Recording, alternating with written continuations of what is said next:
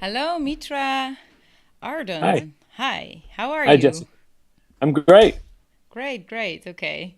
I'm we're here in my little studio with light that's falling down, and it's actually a coincidence because I'm talking with the CEO of Lumeter Networks that knows everything about energy and sustainable energy, which is not the case at my place at the moment. Um, for people that are listening, Mitras Andron is a CEO of Lumeter Networks, and they provide payment methods that enable social entrepreneurs to reach undeserved populations in developing countries. Do I say it correctly? Yeah, that's right. That's us. Cool. So Mitra, yeah, we actually met each other at the first time was like almost 2 years ago at the Sankalp conference. Sankalp is a conference that is actually well connecting social impact investors with social entrepreneurs. So impact investors are not per se philanthropes or angel investors, but also investors that actually see business in doing good. Um, do you have another way to refer to the Sankalp conference? I always find it difficult to get to the core what they actually do. Yeah, I think that's right. I think it's the gathering of the social enterprise sector in India. Hmm. Yeah, and it's like the sister conference of SOCAP, right? Social Capital Markets. Yes, That is exactly. Yeah. hosted in San Fran. Yeah, and we met over there, and we well, you got kind of included, social included in one of my workshops, I guess. Back then, it was called a collision session, in which I actually gathered all the investors and social entrepreneurs and actually everyone in the space that were participants of this conference, Sankalp conference in where was it again? It was in Mumbai, and there we met. How was it for you to experience this weird intervention, actually? It was fun doing it. It was a good way to meet people. A good way to go a little bit deeper than the conference, which is like most conferences, tends to work on the superficial layer rather than the human layer. Hmm. Yeah. So And do you remember? Did you get something out of that session? I do remember it was a couple of years ago now. Yeah, I do have you smiling on the picture when everyone looks a little bit confused. You're like, "Hey." Yeah, that was funny. There were people coming up to me. They said, "Oh, let's skip the panels. Let's just do this." Meeting up with people and transform our lives and businesses. Right, and I think that's what conferences are about. But I think sometimes the conference organizers think it's all about presentations and plenaries and important people on stage. Yeah, that feel nervous, and then out of the crowd of 200 people, there's only one person interested in the specific topic, or they Hmm. get into a debate, and you're kind of not there anymore. You don't feel included. Yeah, yeah. Yeah, that's the dangerous. Well, dangerous. That's the challenge of a conference, I guess. Um, okay, and after that, we met again last year in April in Delhi, again at Sankalp, and I had some different workshops going on about get agile, how to get an agile mindset and behavior, and what it actually entails. For me, agility means getting more adaptive, but also generous, and use your intuition, leap into new situations, and be empathetic towards yourself and others. I think if those five yeah, competences, if you have it in your behavioral set, then yeah, then you have a better chance of succeeding as a social entrepreneur as well. And so at this point of time, what do you do? And maybe the second question could be, why do you do what you do? So what? Good, and almost you should do them in the other order. But what do we do? We work on payment systems. Um, the challenge for a lot of people working in energy, and it's the same in some other sectors, is you've got a solution that works, like small solar systems, that people could afford, but there's no mechanism for them to buy them. Um, because they don't have that much cash. Most poor people don't have that much cash sitting around, and so we develop the payment systems that allow people to pay for stuff over time, and build it into physical hardware, and obviously the software side of it, so that solar companies can work with really poor people. Wow, great. Yeah, Yes. and why? Yeah. I mean, I do this because I'm interested in solving big problems, and you can't solve the whole of a big problem. You have to solve a bit of it. And so this was a bit that I knew how to solve. I thought, any problem is really a series of solutions that hit barriers that stop them actually solving the problem. And this was a barrier I saw that I could take out the way, and hope that and believe that there are many other social entrepreneurs who are and other good people working on solving other parts of the problem. Yeah, because it can be quite a big a problem, in the sense of on what transfer. If you had to kind of pick your primary focus on what kind of transformation would you like to contribute? Well, so you can narrow that down.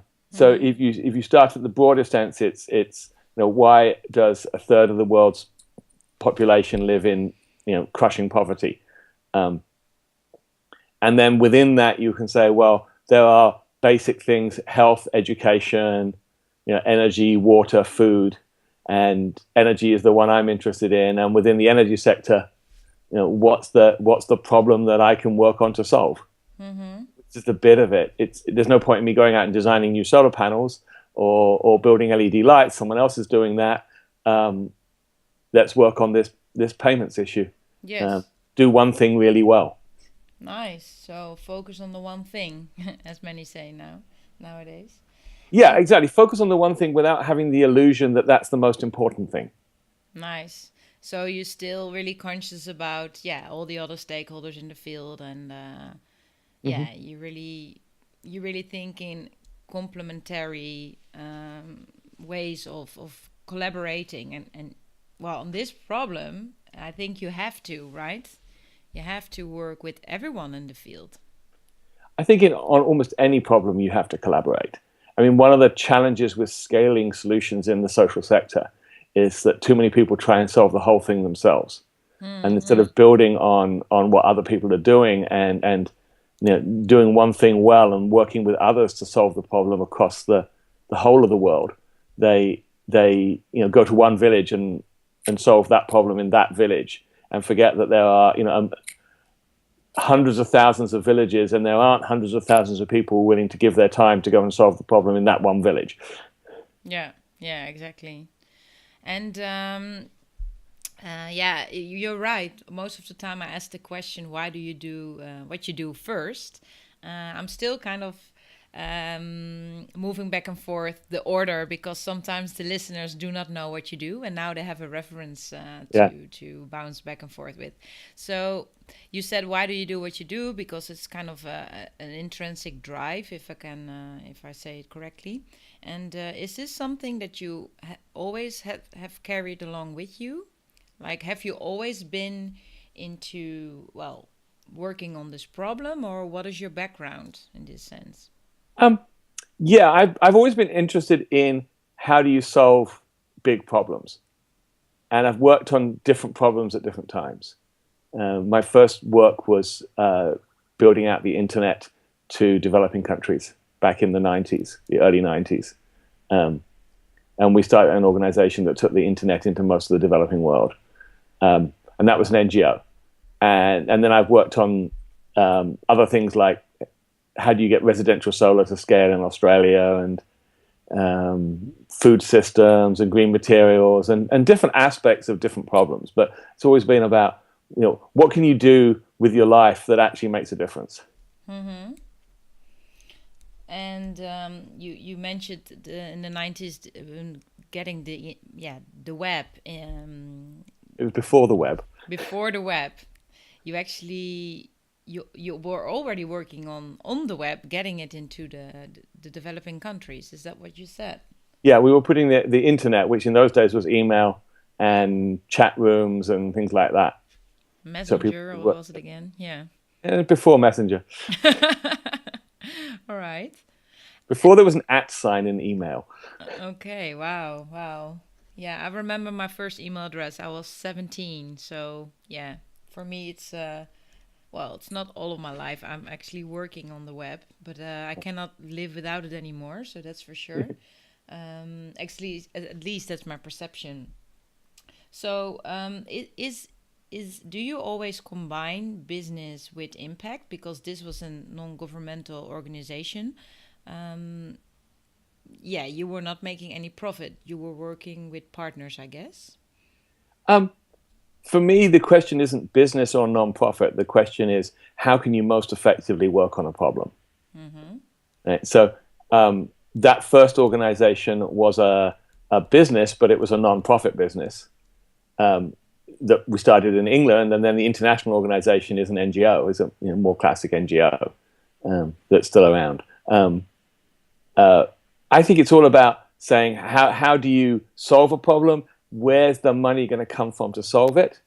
If you have the potential to solve a problem while creating a viable business doing it, then you can raise investment. And investment's a lot easier to work with than philanthropy. So Yeah. that might be the best solution, especially if you want to work something at scale. Because to me, when I look at someone solving a problem, one of the fundamental questions is, if you were to solve the problem for twice as many people, would that be better for you financially or worse? If it's a non-profit, generally the question is worse. It's going to take twice as much money, which means you have to find twice as many donors. Yeah. If it's a business, then usually solving the problem for twice as many people means you've got twice as much money coming in and you don't have twice as much expenses. So it's actually better, which means, and that to me is a drive towards scalability. If you can create a solution where to solve it on a larger scale is actually better than solving it on a small scale, then you have a potential to solve the problem at the scale of the problem. Exactly. If you don't, then you only have the potential to solve the problem at the scale of the donor dollars available. And everyone's chasing the same donor dollars. So if you solve your problem at scale, it means someone else is not solving their problem at scale. Exactly. So, inherently, do I get you right? So, if there's a business model that aligns scalability on the problem solving and on the gaining money, that is more sustainable in a sense. I think so. Yeah.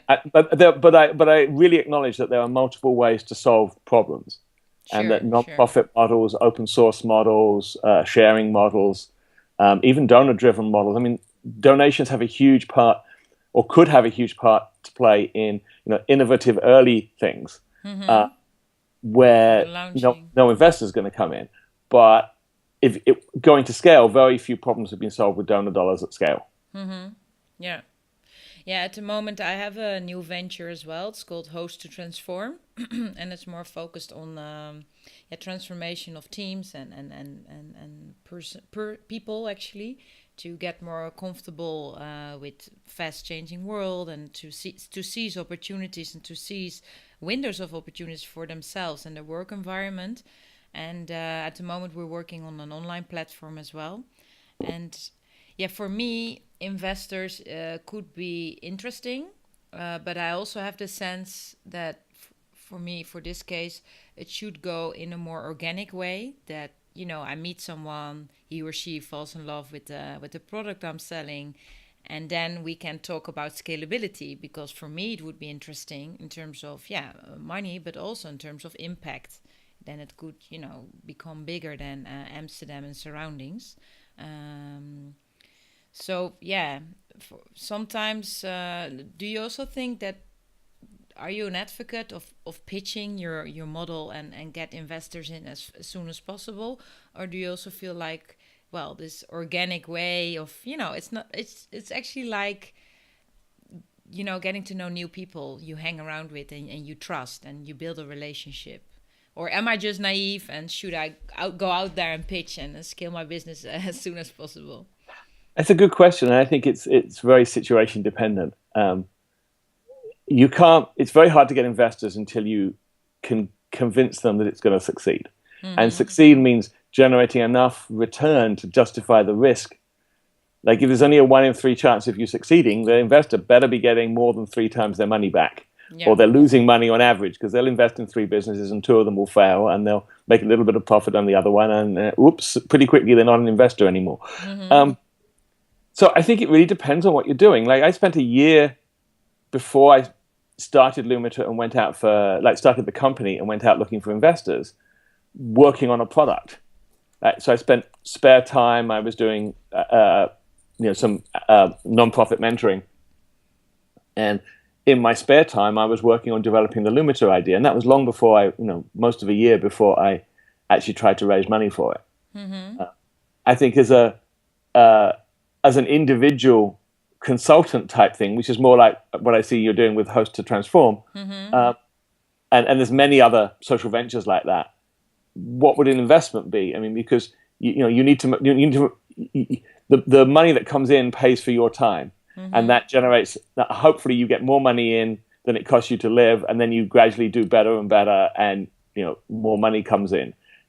It's hard to think of that going out to investors because then you need to make so much more money because investors are not just money coming in; they've also got to pay them back at some point, which means you have to make enough profit. Well, this aim of this podcast is not to talk about my business per se, but I would like to illuminate a little bit more about on that, because it's not that I'm gonna sell my hours. That's not how the business model works. There's already people that are trained to do what I do, so that's one way. Just kind of working with other entrepreneurs, and there's like some revenue stream percentage for me and for them. But it's also an online thing. So when the online program is finished, the more people that see the program and feel like they need it, the more chance for success. So that's exactly the product part. So it's not only a service. Yeah. And when you've got a product, then it starts to become a question. And I'm not just talking about your business. I'm kind of using that as an example. It's perfect. That a product business. Well, how much does it cost you to develop the product? If it doesn't cost you much to develop it, it might be better to do it organically because then you don't have this debt to the investors. Yeah. If, on the other hand, you need a lot of money to develop it, and in our case, we had to pay engineers. We had to pay consulting engineers to turn my kind of amateur solution into a professional one. We had to pay to get manufacturing done. We had a lot of things that required capital. Yeah. And so we had to go raise money. And we still do. We're raising more money again. It's all about what's the right kind of money. And money is both a benefit and a cost. When someone says, "Oh, this company raised $4 million," I say, "Yeah, that's great. They've raised $4 million debt as well. They've got $4 million at least that they're going to have to pay back. Can their business generate enough revenue to pay that back? If they can, great. That might be the right way to do it." That's not always the case. How investors work, right? That you have to pay the money back. I mean, you want to, of course. Otherwise, you're just wasting people's time and money and effort. But yes. Yeah, I think you have digressations in that. I mean, startups will not be in debt after they fail, right? Well, but I mean, certainly in the non-social venture space, you've always got to pay the investor back somehow. Because even if you're growing a startup, at the end, you're going to have to sell the startup to make the money to pay the investors. And there's a lot of different things that are being done in the social impact space, partly because there's almost nobody actually sells a business in the social space. Yeah. And you've certainly got a variety of investors. I mean, one of the investors that's coming into our next round, he certainly wants to see money coming back so he can invest it in something else. But he's one of the kind of investors that comes from a business. You can think of him as a donor coming from a business background who wants to see his resources create as much impact as possible. And I think most of our investors fit into that side. They want to see as much done with the money they have given me as possible. And at the end of the day, they want to get that money. In a donation kind of sense. They don't really expect the money so much being multiplied or back. Well, they do, but that's not why they do it. Yeah, exactly. Right. If you think about it this way, if you've got $1 million and you want to create a lot of impact, if you write a check to somebody one year, the letter from them the next year is going to be asking for another check if it's if it's an NGO. If it's a social business, they might come back for some money next year, but hopefully by the third or fourth year, they're sending the investor checks, not the other way around. And that means that the investor can then go and use that same $1 million to go start something else. Yeah. Right. And so if you think about from how can I have, if I've got money, how can I achieve the most impact with that money? Then the best way might be to find a business you can invest it in, get twice as much back in 5 years, and then go invest it somewhere else. Yeah. Because you can keep, that money can keep working for you, can keep creating impact. Yeah. And that's why, in many ways, I say to people that social ventures are, in many cases, the most effective form of philanthropy. Mm-hmm. And actually, most investors in this space are not looking to take the money out personally. Most investors I've spoken to, they want it back, but they want it back so they can put it to work again. Yeah, yeah. And they don't think of a revenue stream to really make a living out. I mean, they have other businesses, I'm sure. But do you know, maybe that's a good question, do you know a social business that has a revenue stream, works as a normal business? Well, many social businesses do. Mm-hmm. I mean, that's the point of a social business, is you create a revenue stream that, from solving a problem, from selling a solution to a problem to people who can afford to pay for it. Mm-hmm.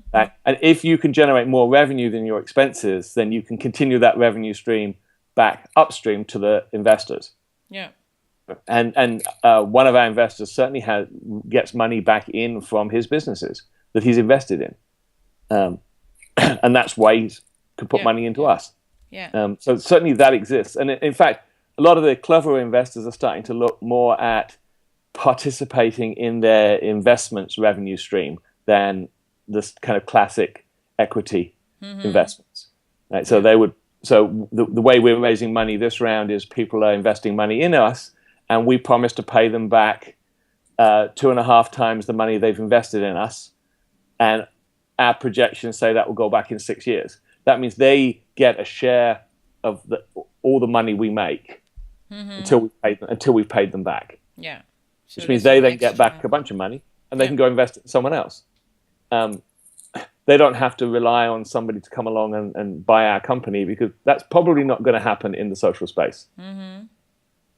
Yeah. Okay. So, and do you have some criteria for which investor you work with? I mean, if they're interested in your company, if you get aligned on the whole, revenue stream within X of years.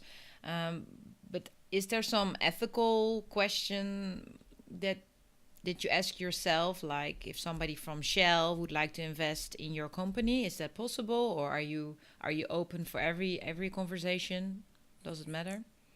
I think the main criteria is that people are looking to solve the problem. Mm-hmm. We certainly expect them to want to get their money back, but we're interested in them solving the problem. There are certainly investors we would not take money from if we thought it was just greenwashing. Yeah, exactly. I didn't want to use that word, but now you did. But within a lot of the big corporates, there are parts of the corporation that are trying to do some good.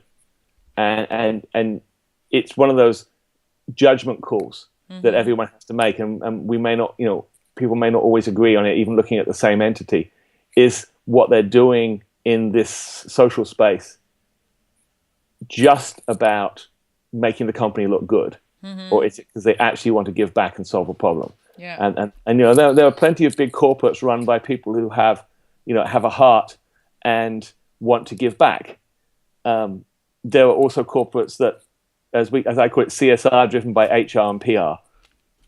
Yeah, yeah. Right. The other way around. Exactly. Yeah. So. Okay, and this is really we talk a little bit on the society level of transformation, about how investors operate nowadays, maybe less traditional than what's happening in the space right now. They can reinvest their money to scale impact. And if we go back to you, if I'm correct, you have more companies than Lumiter, right? No, I only have Lumiter at the moment. I have a non-profit which is on hold, which mentors innovators in working on solving big problems. Okay. That's been on hold since I started Lumita. But I have built a number of companies in the past. Oh, that's right. Yeah. And when did you start your first company? How did you came to that? Like, why did you want to start a company and just not work for an organization, or what was your drive? Oh, I think I've never been very good at working for a big organization. I've worked for Mm-hmm. small organizations, um, but for me, I need to either be organizing something or at least be working with a team where I'm part of the organizing team. Mm-hmm. Just that's my personality. I mean, some people need to be solo consultants. Some people need to be, a cog in a machine because they need the security. I've never been that bothered by the security. And so that's my work style.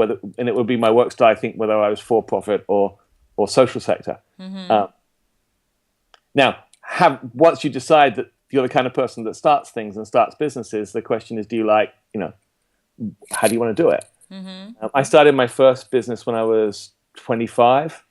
I'd worked with some friends in a consulting business before that. That business is still going. And that was let's say the internet provider to the social sector. And it Mm-hmm. was a non-profit because that was the right structure for it. Yeah, yeah, yeah. Um, and I've probably done about 15 businesses since then. So Wow. Wow. And was it all in the realm of technology and internet? yeah, so my big interest is how do you use technology to solve Mm-hmm. problems. And again, not thinking that technology is necessarily the right or the best solution for everything, but that's where my skill and training is. So again, Mm-hmm. I think as with a lot of people, we're most effective when we look at what we're good at Mm-hmm. and then figure out how to use that to achieve something. Exactly. What can I do with what I'm good at that makes a difference? And I happen to have the skills to work across that border between engineering and business, or engineering and people. Um, I'm not the kind of geek that sits in a dark room and works on a computer all day. I like that. How do you use technology to bring technology into society, bring technology into the world? That's what gets me excited. Yeah. Whether it's solar technology or green materials or whatever, it's like, how do you take an idea and make it real and make it big? Great. And that's exactly what I've also noticed, that first you need to know where you're good at, and also in what context do you maneuver yourself, because you can be really good in what you do, but then if you work in a context that doesn't work for you, alone at a desk or maybe at a huge company, you cannot really do what you feel you want to do, then it doesn't really unlock your potential. So that's good to emphasize. So, what in terms of the energy sector, what is the status quote at the moment? Do you feel like, is there like, I don't know, a global transformation going on in terms of people having recognition for the green, if I can call it like that, energy? Um, or do you feel it's still kind of at the launching state? I think it's different between the Western energy and developing country energy. Mm-hmm. Uh, I see in the West. I mean, I started a solar company, was it 8 years ago, um, in Australia, right when Australia was just going through that start of the curve of it becoming viable. Um, and now things have moved on so far to where solar and renewable energy is cheaper than most fossil fuels, certainly for any new energy. There's no reason we should ever be building a new coal-fired power station or gas power station or nuclear power station now. I mean, there's so much opportunity to Mm-hmm. take that same money and build renewables and get just as good financial returns from it. That's my hope. Actually, the hope isn't politicians changing the rules. The hope is we've got to a sufficient scale now that it actually makes business sense. Yeah, yeah. Because Remove the vested interest there; they belong to the past. well, we'll cook the planet by the time that the politicians suddenly start realizing that it makes more sense to take money from the renewable energy companies than to get bought off by the fossil fools. Mm-hmm. Uh, The fossil fools. Yeah, yeah. and in the developing country, I think that what's changed is with the in part because of what's happened in the West, the cost of solar has come down so much that it's now small systems are viable for people to buy for themselves. A small solar home system with 4 lights and a phone charger and maybe a small fan is, in the range from $100 to $200, depending on whether you buy it with cash or you pay it over time, and what the duties are in different countries, what the customs duty is. But it's in that kind of range where if you give people a chance to pay for it over 2 years, people can buy it themselves. And once that happens, this is no longer something that has to happen slowly. Yeah. Right? Yeah. Because people are already spending $2 a week buying kerosene and candles and batteries and paying someone to charge their phone. So I think what we'll see is a dramatic shift. Not a incremental shift or a linear shift. It will be exponential. It'll be in a similar. I see many of the same parallels that I saw around the early days of the internet, where suddenly it got to the point where everyone had an email. Why wouldn't you have an email? Because it made sense to you. Didn't have to. When I started doing email, I had to help people understand what email was and why they needed one. And then suddenly there was a shift, and yes, of course you had to have an email address. Yeah. And of course, you miss you out otherwise. Yeah. Exactly. And I think we're seeing the same thing with like small energy solutions. And small energy solutions isn't everything. I mean, this is just lighting and a fan. But that's a massive difference to people who are otherwise using smoky kerosene lamps. Basically a tin can with a wick in it and kerosene. That incredible amount of fumes and smoke, and kids trying to study by candlelight. Those kind of things, I think within 5 years will be a thing of the past. Now, the UN's plan is to take 15, 20 years and spend 700 billion on it. It won't. It'll be a tenth of that cost, and it'll happen 5 times as quick. Yeah. Because it will become something that people can do for themselves. And the only question will be how quickly governments get out of the way of people doing it themselves. Yeah, they can be they can definitely make their the how do you say it, the law, the instructions to interrupt the whole transformation, or to actually slow it down. I've actually worked on the energy transition in the Netherlands, so to speak. We at the moment have 5% of renewable energy, which is really nothing if we compare it with our neighbor countries like Germany. And it's not part of anything. It's really the vested interests that just take over the whole energy realm. And if I put solar panels here on the roof, I cannot really share it with my neighbors, the electricity or the energy it generates, because they have to pay twice as much tax.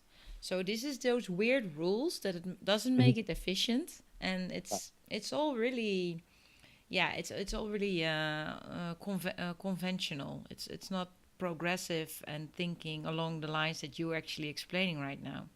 And that's kind of disappointing and frustrating. So I stopped actually working on that topic because it made me really sad back then. And when do you think this? Oh, sorry. Yeah.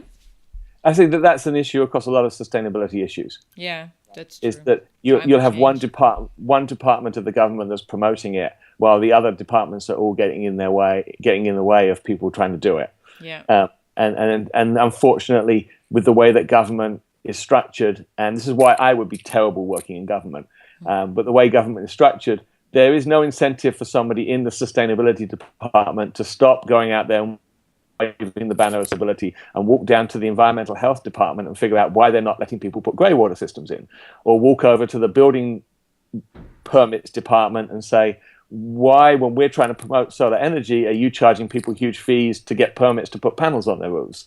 I mean, those are the kinds of things that we really need people in government to be working on. And my question to whenever I go to some kind of political event and people are talking about how much good their government, whatever level is doing, I say, and how much are you doing to remove the barriers that other parts of your organization are putting in the way? Yes. So the interdepartment structure of the ministries, that they should work more in a collaborative way instead of having different agendas, in a sense.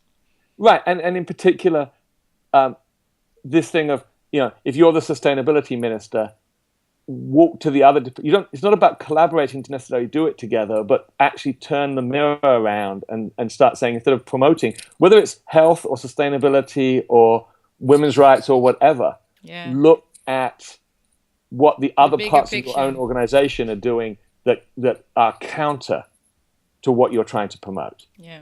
Zoom and out. Often that affect. I mean, you ask any small businessman, and it's the same in the West or in the developing world.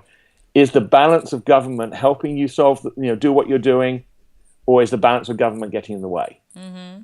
Yeah. And it doesn't matter how many small business promotion schemes or energy promotion schemes or whatever. Almost any businessman anywhere in the world will say government is part of the problem, not part of the solution. Yeah. And it doesn't have to be, but that's the way it the is system structured. Works at the moment. Yeah. And it also neglects the chance of innovation, and it's often a barrier. The report we were working on, and it's out there actually, just called Breaks Loose, and I will send it to you actually. It's quite interesting to read. It's written by also a university professor that's in the realm forever, and she's really hardcore. She's really tried to shake everyone up and make it really get to the personal level, even to get people intrinsically motivated to really do something different in the profile of their governance structure and whatever they're accountable for. Right. I mean, I had an interesting conversation with a mayor once of a town I lived in, and she made a good point, which was, I was challenging her on this issue. Well, innovation is change, and change is generally going against what the rules are. Yeah. Right, and that means it makes it hard to innovate both for good and for bad, right? And she was saying, well, it's very hard to write rules. I look at the project, and I look at the particular project we were talking about. She says, I look at that project, and I can obviously see this is a good thing, but it's very hard for me to write a rule that stops people diverging from the norm in the bad direction, and doesn't stop people diverging from the norm in the good direction. And that's what we often see in so these rules that were put in place to stop people selling energy to their neighbors were put in place probably for a very good reason, but they don't make any sense in the time when everyone can put their own generation on their roofs. Yeah. Right? So these kinds of changes get complicated. So it's also part of jurisdiction that you have to consolidate if you cannot make things worse or give free field for the bad cops, so to speak. Right, exactly. How do you stop the bad guys while making it easy for the good guy? Yeah. Which is obviously the subject of more movies than Yeah. And I was wondering, when is this revolutionary change gonna be around, do you think? The interesting thing with revolutionary changes is that from an exponential perspective, everything looking back is moved very slowly, and everything moving forward is looking very fast from wherever you are on the curve. And so I think we've seen a huge amount of change. It's just taken, looking backwards, it's taken a lot of time. And looking forwards, it will happen 10 times as quick. And I think we'll see that both in the West and in the developing world. They will be faster in the developing world, as they will totally skip the whole engineering of electricity in the old school way, right? For them, it's way more effective and efficient to just start with solar panels or whatever they use. Right. I mean, and 3 or 4 years ago, when I was first doing the research in this, the estimate was that 40% of unserved people will be reached by extending the grid. So of the 1.5 billion people that don't have electricity at the moment, roughly 40% will get it from extending the grid, and 60%. And that was considered a huge statement that a big international energy body had said that those were the numbers. Wow, 60% from small solar systems and mini grids. And now I think everyone's completely flipped it around and said maybe 10 to 20% will come from energy grid extension. And really, because the grid extension projects are failing the world over, largely because they're a great way to stick a lot of money in some politician's pocket. So the opportunity for corruption is huge. Yeah. Whereas when you give people the choices, the ability to make choices themselves, it happens quickly. Yeah. Because individuals make choices, and then they see their neighbors done it, and suddenly, you move from a point where the early adopter in the village is doing it, and they're the first person. Oh, what's that black square thing on your roof? To the point where everyone in the village says, "Well, I want one. It's working." Yeah. And that can happen Hands-on. quickly. So it's kind of a community you get there. Like people are advocating it very fast and helping each other with it. Exactly.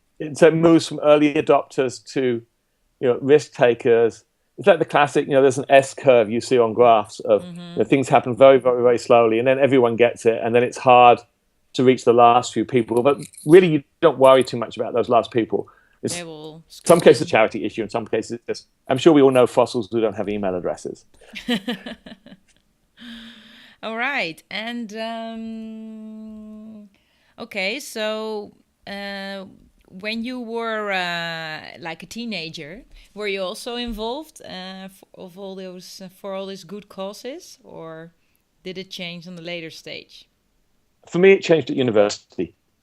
And I grew up in a relatively conservative suburb, was not exposed to a lot of progressive thought, although I was interested in politics and how the world works, but I wasn't exposed to the kinds of ideas that suddenly I was exposed to at university. And I think like many people, university becomes a transformation in many ways, because you move outside the bubble that you grew up in. And you meet all kinds of people from different ethnicities, different ways of thinking about the world, different faiths, different all the differences and diversity that I think are one of the most important things that happen for people when they go to university. And do you remember a certain occasion or project that really resonated with you? That maybe resulted into the person you are today? I think a big part of it at university was discovering meditation and starting to look at myself, as well as look inside as well as looking outside. And I think, obviously different people take that different ways, but for me it was realizing that happiness doesn't come from going out there and getting stinking rich, which I'm sure I could have done if I tried. I believe so. But and happiness comes from how you treat other people and what difference you can make. And if you look back, it's like, was it getting a bigger car that made you happy, or was it the fact that you changed somebody's life? Yeah, wow, yeah. It's one person's life you changed, you touched. Yeah. I think of one of the most satisfying things that ever happened to me was going to a computer conference and running into this young man who I just completely didn't recognize, who said, "Oh, when I was 10 years old, you taught me how to program." Wow. Right? And he was at a computer conference now. He studied computers, and that's the kinds of things we look back on as giving us satisfaction, not the riches that we can make. The footprint. Yeah. Exactly. Yeah, it's really beautiful that I actually hear you saying it was kind of your inner journey before you could provide this extra to the world on society level or community level, organizational level. And also, like I said, Host to Transform is really focusing on mindset and collaboration in new ways. First, providing help, and think of your abundance instead of scarcity and all that. And sometimes it's hard, especially for startups. You need to pay the bills, so it's difficult to stretch yourself. But we have some exercises that really stretch your consciousness, and as well as your comfort zone, and therefore your circle of influence. So I'm really glad that you said that the internal journey is something we should not forget, especially in my opinion, in the startup scene, so to speak, the new venture scene. It's often about cool people and getting the best investors in and scale, in terms of money, and get your Google life going or something. And it's really dominated by men as well. So I feel sometimes like, hey, where's the consciousness here, you know. It's so cool that you made it, but I miss something. Yeah. I find I it think difficult to connect sometimes. Maybe I'm judging and I am not open enough yet. I don't know. But sometimes I find it really difficult to connect with, you know, those 25 years old new venture CEOs. It's like a different level we're talking. but I mean, if you talk to people who are working in a social venture space, they That's may not different. talk about it publicly. I mean, in the startup space, yeah. I mean, it's all about greed and drive and whatever. I mean, and fine.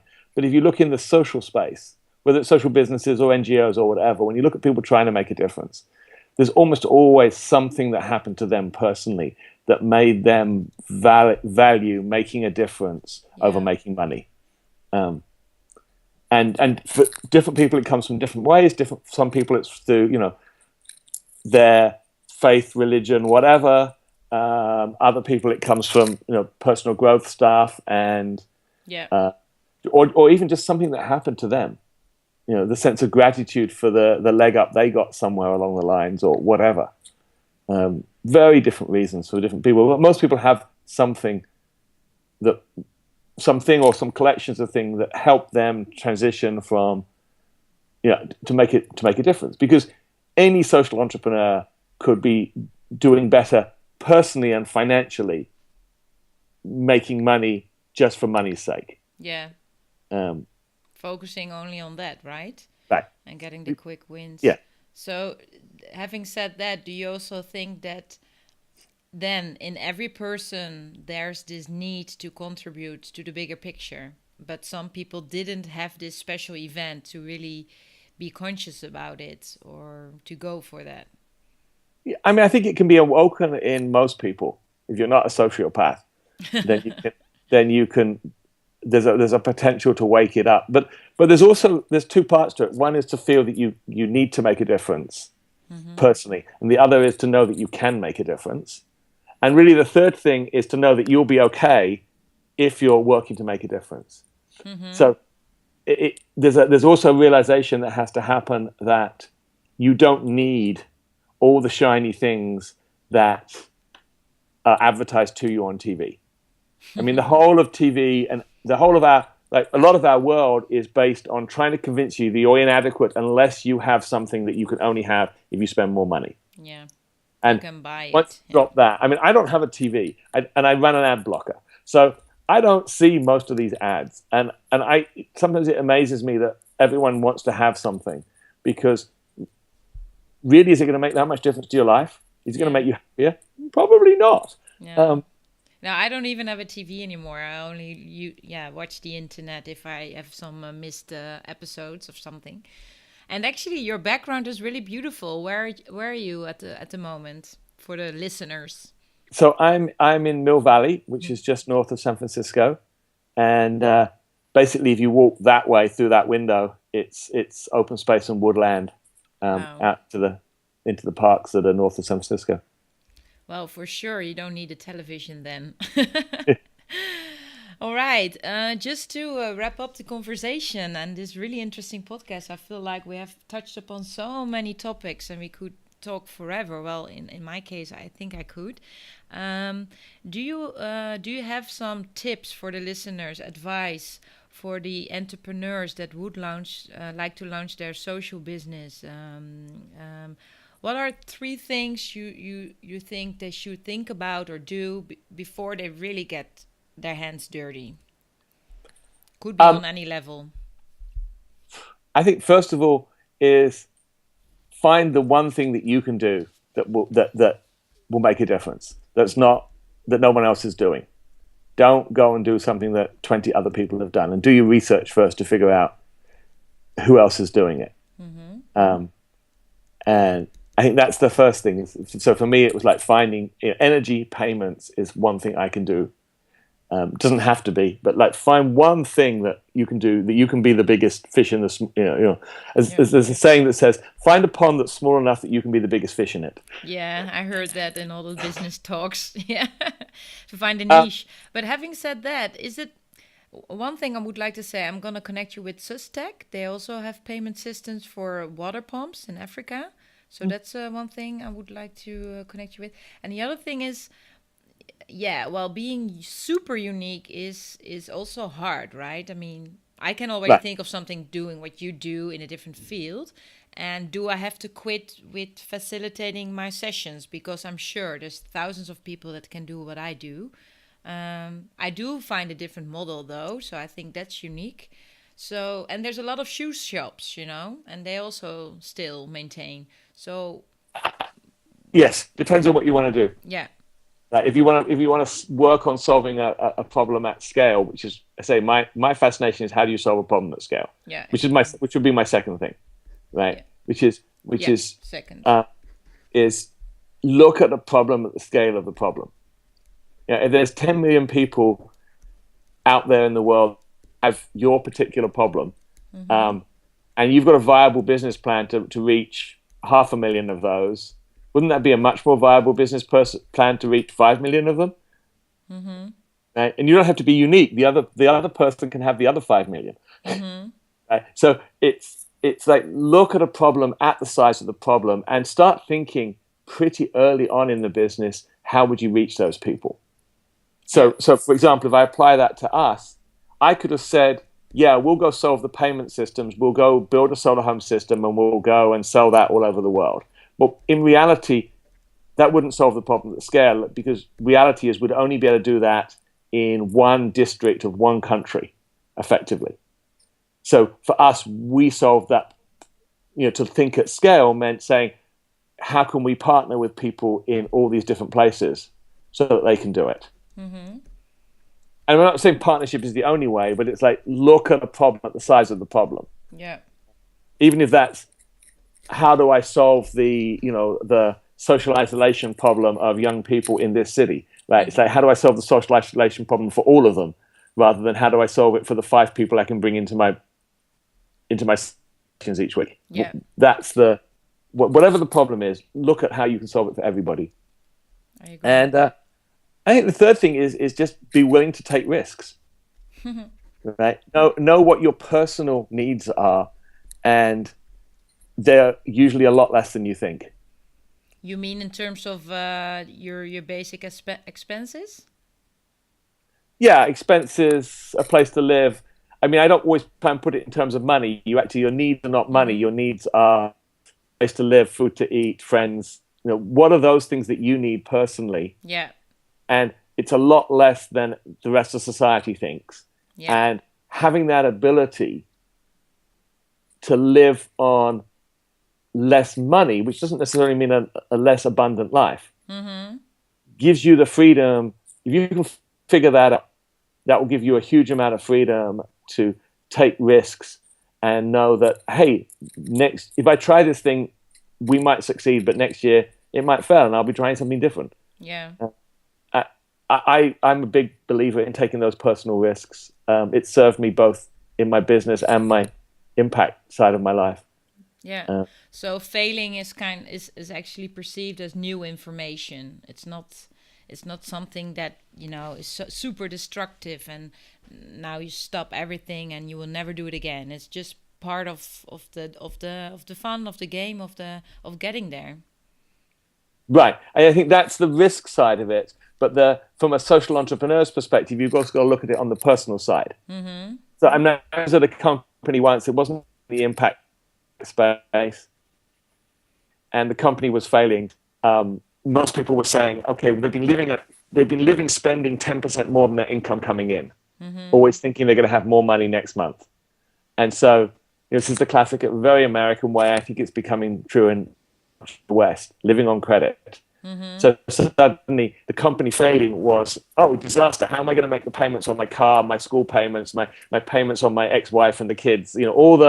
All the things that were just draining them financially. And so it's a disaster. For me, it was like, okay, company's failing. I've been living on less than the money coming in. Therefore, I can go take some time and think about what's next and look for opportunities. Yeah. And that opportunity could be going and doing something worthwhile, going and traveling to learn about some community that you might be wanting to try and help, because you really can't help people unless you understand a little bit about what the problem is. Yeah, yeah, Or it sure. could be, or it could be jumping into a startup and not Yeah, getting paid for the first 6 months. yeah, Right? You can't do that if you're always living on credit. yeah. So, Yeah, yeah. It's also how my journey went. That I didn't really fit into big organizations, and then I thought, okay, I have a little bit of money now, and this is my learning curve. I'm just going to India, try things, trial and error, meet people, see what my talents are that people are waiting for is really contributive to them or the world or teams, and I feel really empowered only for the sake that, like you also mentioned, tech is your realm and combined. For now, it's combined with the energy sector, but not per se. And for me, it's the same with being really good at facilitating a group, making sure that they fall in love with each other and do stuff rather than getting into conflicts or looking at stuff that doesn't work or being negative or pessimistic or maybe scared. So I'm really grateful for that. At least I have that. And how that will look like for me in the future as a product or a service, yeah, I'm working on that. It's work in progress and it makes it exciting, right? right. Um, And I know very few people who regret taking that little bit of money they had left over when a job finished and jumping on a plane to India or anywhere in the world. I mean, I fell in love with India, but yeah. it could be anywhere. Just going and doing something like that, learn so much, and then that turns into an opportunity. Yeah. I always say, like, do you want to get to know more about yourself? Go and start a company or join something new. That's the biggest learning curve. You cannot get that Right. in a job and Exactly. something fixed. Yeah. Yeah, I think this was really interesting. And those final tips. So on a row, um, find the thing that you're really good at. So to be the big fish in the pond. Make sure it's scalable. Solve a problem you at scale, and not the five people around you that may be a fan of you, but maybe you can, yeah, partner up with people that are already in the field. So do a little bit of research, and take some risk. Get out of your comfort zone and see how you will act as a person. And I'm really thinking, take in mind what do you need to flourish. So if it's a couple of friends, if it's one night of sports or whatever that keeps you going, keeps your engine going, then you can overcome more disappointments or failures, I guess. So Yeah. that You is got that it. a good wrap up? Yeah, that's a great way to finish, I think. Okay, thanks, Mitra, a lot. I will wrap up this podcast, and please hang on because I want to talk with you a little bit more. Yeah. Bye. Thanks. I hope this was interesting for you people. And if you have any questions for Mitra, please write down this YouTube your questions, your comments, or maybe you have some ideas. And good question. One last question, Mitra. Do you have a call to action for people to approach you, or do you want to know something, or do you want them to go to your website or something like that? They welcome to go to our website, www.lumita.net. Okay, cool. Okay, I have that in there. Okay, thank Right. you so much for listening. Bye bye.